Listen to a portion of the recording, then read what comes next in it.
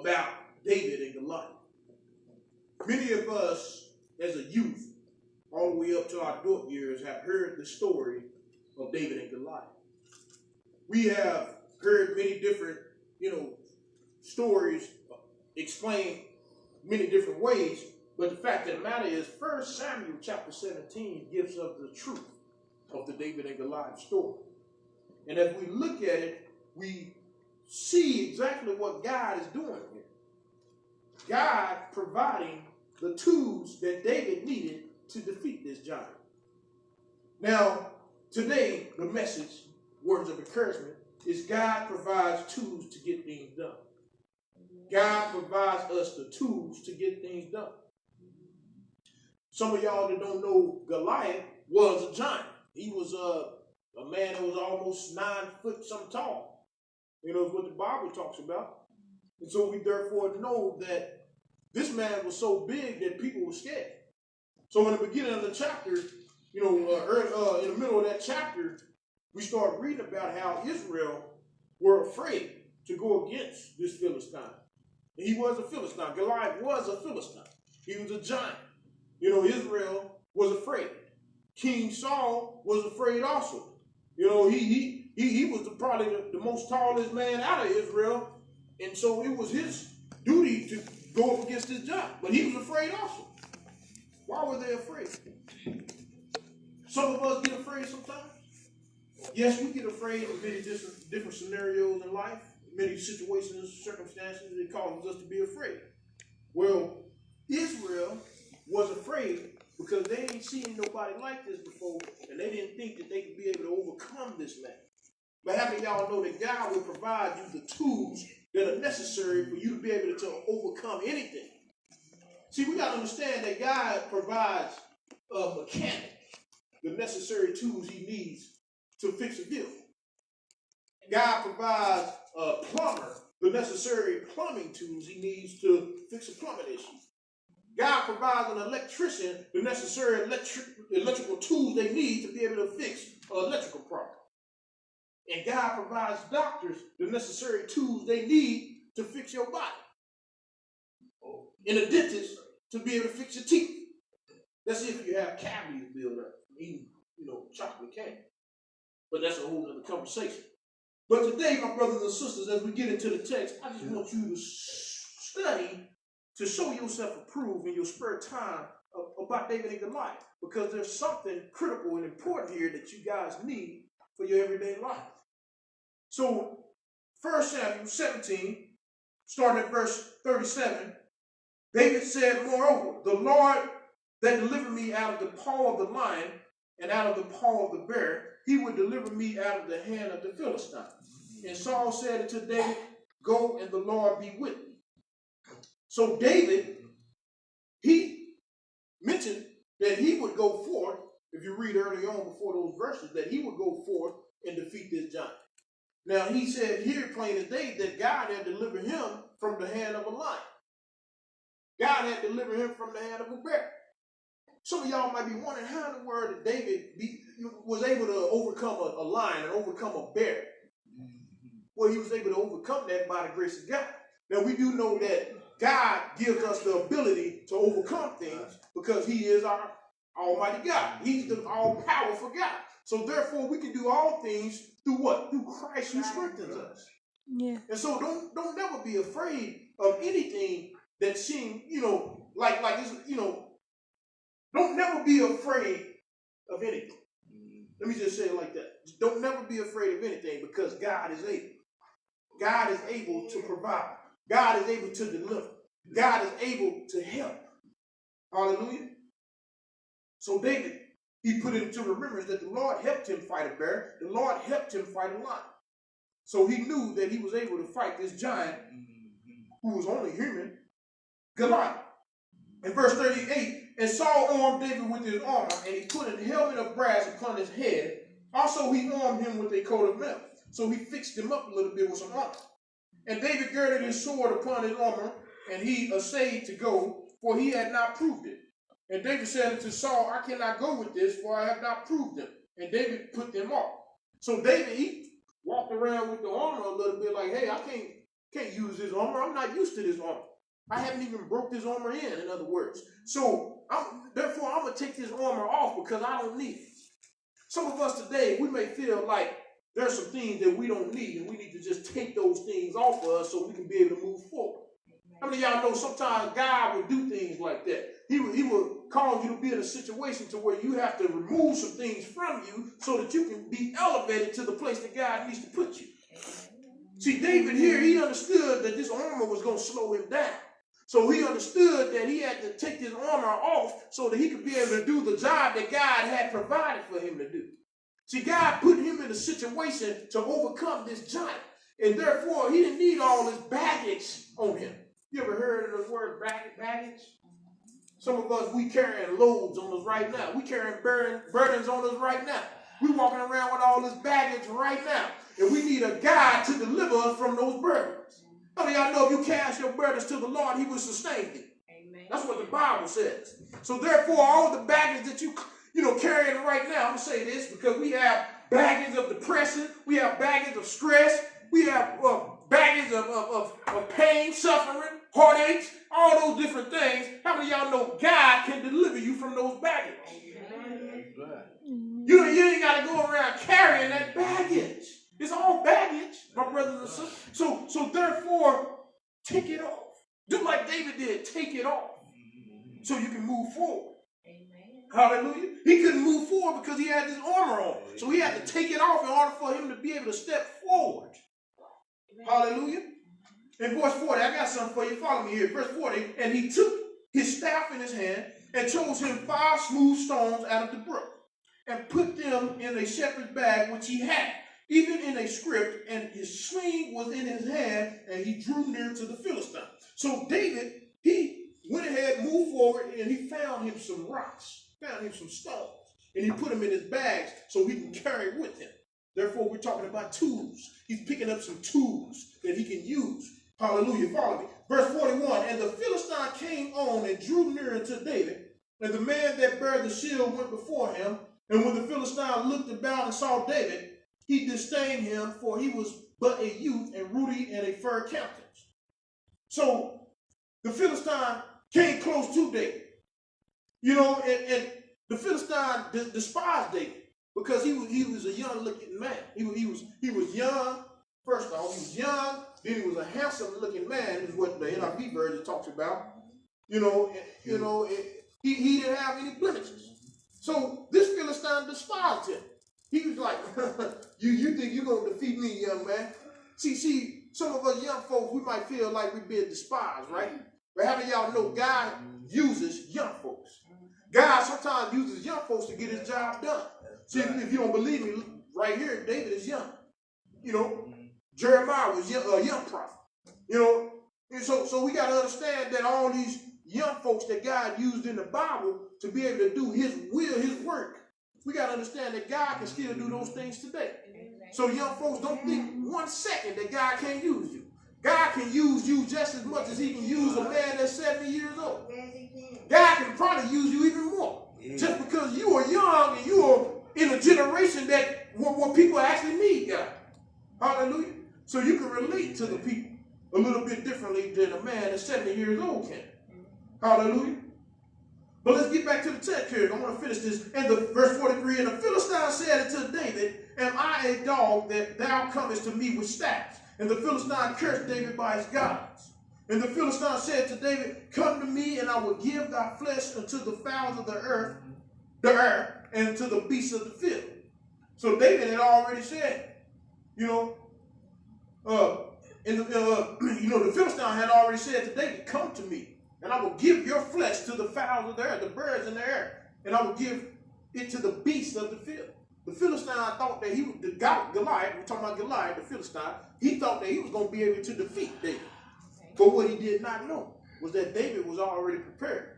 What he did not know, that David had a God fighting for him when nobody else was fighting for him. There was a God fighting for him. You ever felt like, nobody's fighting for you, nobody's standing up for you? It's so hard for you to stand up for yourself. If you ever feel like that, go ahead and talk to the Lord. Let him fight for you. Throw on the whole armor of God so he can fight against the wiles of the enemy for you. All you got to do is turn it all over to Jesus. So we got to understand that David had already turned it over to Jesus from the start. He walked into the battle understanding that God was going to be his help because he's not going to be able to do it alone. So therefore, he had already realized that God had already helped him overcome a bear and a lion. So he knew that God was going to help him in this situation, especially when it pertains to the people of Israel. Amen. Hallelujah. Hallelujah. Verse 45, then said David to the Philistine, thou comest to me with a sword and with a spear and with a shield. But I come to thee in the name of the Lord of hosts, the God of the armies of Israel, whom thou hast defied. This day will the Lord deliver thee into my hand, and I will smite thee and take thy head from thee, and I will give the carcass of the host of the Philistines this day into the fowls of the earth and the beasts of the earth, and all the earth may know that there is God in Israel. So David, he returned some messages. He started speaking some things to Goliath that Goliath probably, still despised him. He told him, he said, the Lord going to deliver you into my hand, and I'm going to feed your dead body to the birds and to the beasts of the land. David is a smart guy. He's pretty much acknowledging the fact that he has already won the battle before he even won it. Hallelujah. Because he already knows who his God is. And I want to talk to somebody today who knows who their God is. If you know who your God is today, you ought to know that God is able. Hallelujah. Amen. See, we walking around day to day, and we got a lot of people that don't realize how God is so able. We got people walking around with their head hung down, and they say they're a Christian, or I'm a saint, I'm a Christian, I'm a follower of Jesus, I'm a disciple of Jesus, but yet you walking around with your head hung down low. Why is that? Because you feel defeated. Why are you feeling defeated? Why are you feeling defeated? Because you have let the devil rise. My brother and sister, don't let the devil talk to you crazy. See, the Philistines started talking to David crazy, saying that he was going to feed his body to the birds in the earth and the beasts in the field. But David said, I'm not going to listen to this foolishness. Amen. What I'm going to do is I'm going to let you know what God is going to do for me. Amen. God is going to allow me to feed your body to the birds and your body to the beasts. So therefore, I know God is my shield and my protection. God is where my help lies. Yes. Hallelujah. Amen. Praise God. So don't walk around defeated, my brothers and sisters. Don't walk around defeated. Yes, it may look like your marriage is suffering. Yes, it may look like your sister or your brother don't like you no more. Yes, it may look like your kids are having an attitude toward you. Maybe it look like your job don't care nothing about you. Or maybe it look like you can't just get your finances right at all. And you might as well just go live in the street. Don't be defeated. Don't feel defeated. Amen. How many of y'all know the Bible says, a man is what he is, he thinks. If you think you something, then that's what you're going to be. That's right. Because your mind, it starts in your mind, my brothers and sisters. If you believe that you can do it, then you would do it. If you think that that's what you are, then yes, sir, that's what you're going to be. So therefore, I want to talk to somebody today who want to think as a servant of Christ, who want to think as somebody who has victory in Jesus. How many of y'all know if you walk around thinking in your mind that you have victory in Jesus, you're going to always be happy. You ain't going to have no sad face look at all, because you're going to feel that you have victory in Jesus. So that's the way to feel. The way to feel is to walk around thinking that you have victory, knowing that you do have victory, even if the victory haven't came the way you want it to come. Therefore, you have victory just because God is watching over you. We have a God who's watching over us. He's not like all these other false idol guys that people have shot up in their closets at home. But I want to talk to somebody today who understands what's going on here. But let's keep reading here, because I want to finish this text. It says, verse 47, and all this assembly shall know that the Lord saved not with a sword and spear, for the battle is the Lord's, and he will give you into our hands. And it came to pass, when the Philistine arose and came and drew nigh to meet David, that David hasted and ran toward the army to meet the Philistine. And David put his hand in his bag and took thence a stone and slang it and smote the Philistine in his forehead. And that stone sunk into his forehead, and he fell upon his face to the earth. So David prevailed over the Philistine with a sling and with a stone, and smote the Philistine and slew him, but there was no sword in the hand of David. Therefore David ran and stood upon the Philistine and took his sword and drew it out of the sheath thereof and slew him and cut off his head therewith. And when the Philistines saw their champion was dead, they fled.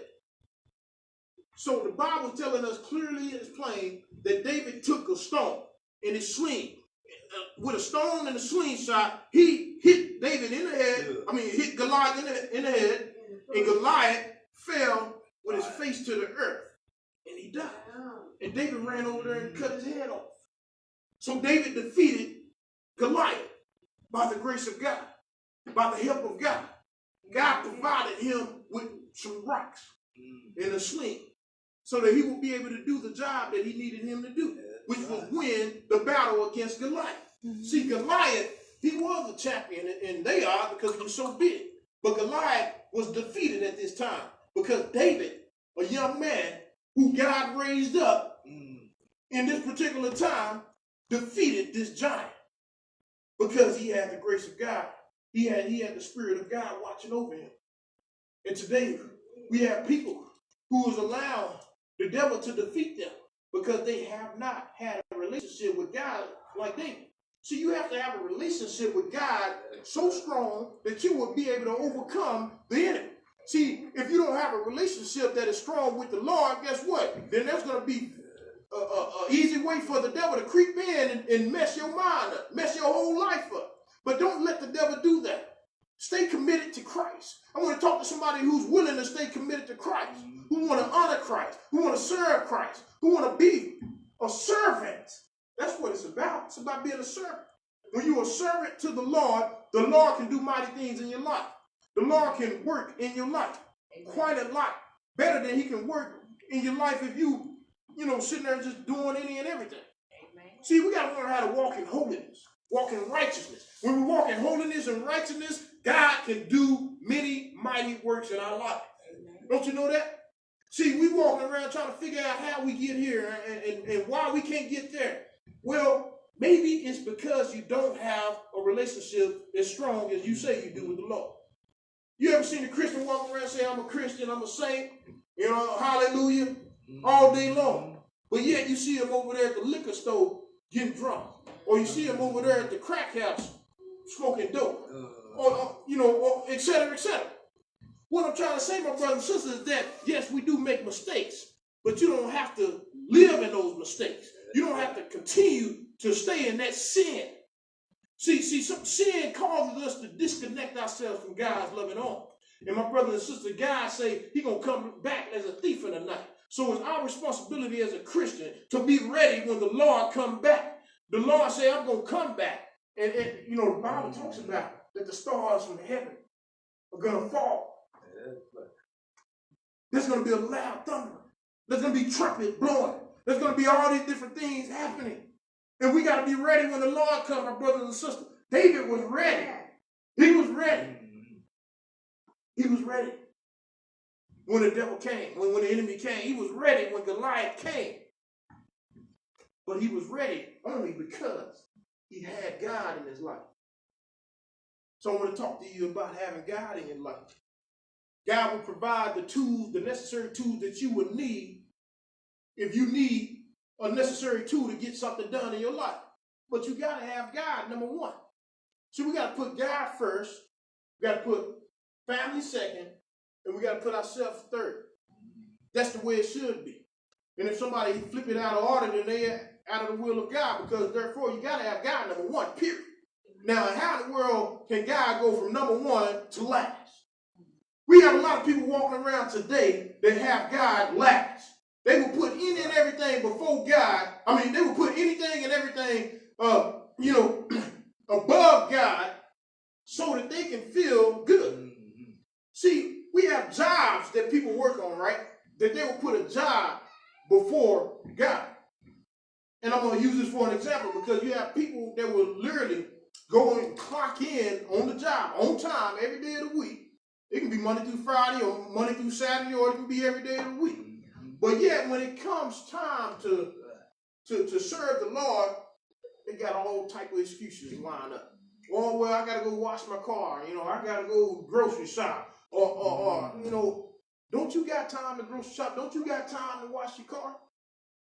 Didn't you have time to go to work? So therefore, you're not going to have time to serve the Lord. See, God gives you the ability to be able to go to work, right? So therefore, you should be able to serve him in spirit and in truth, because he has given you the ability to be able to go to work. And so we got to understand, my brothers and sisters, that God has blessed us by the things that we have, the good things that we're doing in our life. If you got a job, you're blessed and highly favored. If you got a family, you're blessed and highly favored. Because we got people that lack a lot of this. We got kids that sit in orphanages right now because parents done left them, or parents done died off. Or, we got people right now that's struggling to get a job. And we got homeless folks out in the street, laying in the street, laying on boxes, covered up with bags and stuff.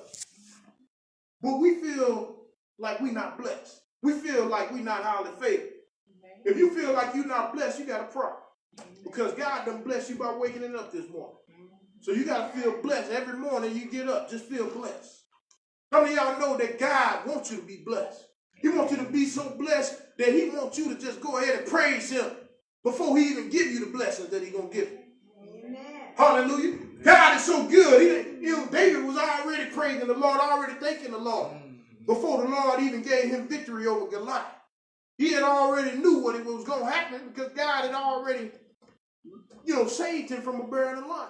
Amen. God provided the necessary tools that he needed to get the job done. Amen. So I want to talk to a cook this morning. Somebody who's good at cooking. God provides you the necessary ingredients so that you can get that pie right, get that cake right, or get that stew, or get that chicken and duck, whatever it is. God provides you with the necessary ingredients so you can make it right. And God provides you with the necessary stove. He provides you with the necessary refrigerator to keep the stuff in, et cetera, et cetera. So what I'm trying to say is that God provides for us. He provides for us on a daily basis. I did a little research about this American crow bird. Some of us ever heard of American crow? It's a bird called the American crow. You might see them out in the street. They're like a black bird.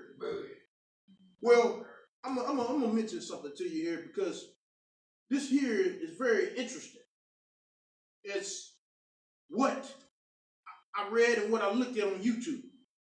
Well, American crow have been observed using tools to get food or objects. A research study showed that a child about 8 years old could not figure out how to get a toy out of a glass full of water. But a crow could by dropping pebbles in the glass of water until the stones cover enough water to allow the toy to rise to the top. So they can snatch it out with their beak. Note this. The glass was so narrow that the kid could not stick their hand in it and the bird could not stick their beak in it. But this crow bird was able to pull that toy out of that when a kid couldn't even figure it out. An 8-year-old kid couldn't even figure it out. They kept dropping pebbles, little stone rocks, inside the glass, so they watched the toy rise up, and then soon they just snatched it out. Ain't that awesome? God gave this bird the knowledge and understanding to be able to do this, and the tools necessary to be able to complete the job. See, if he didn't have the pebbles laying around, the stones laying around, he wouldn't be able to drop them inside the water so they can be able to float to the top. See, God provides for not only people, but animals as well. God provides animals the necessary tools and things that they need to be able to accomplish things. Now, I'm going to share some more light on this bird here.